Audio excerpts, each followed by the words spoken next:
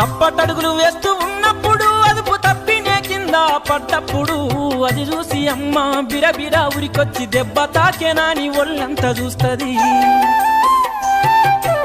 ఆస్తిపాస్తులు ఎన్ని ఉన్నా లేకున్నా మేడమిద్దెలు లెక్కలేనన్ని ఉన్నా కన్న కడిపే మేడమిద్దెలనుకుంటది, కడుపు తీపే ఆస్తిపాస్తులనుకుంటది. జ్వరమొచ్చి ఒళ్ళు కాలితే అమ్మ గుండె నిండా బాధ ఉంటది. ఓ దేవుడా నా కడుపును కాపాడమని వేడుకుంటది.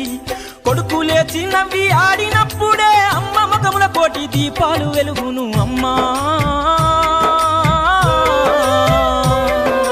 కమ్మనైన అమ్మ పాట వింటే ఎంత మధురమో,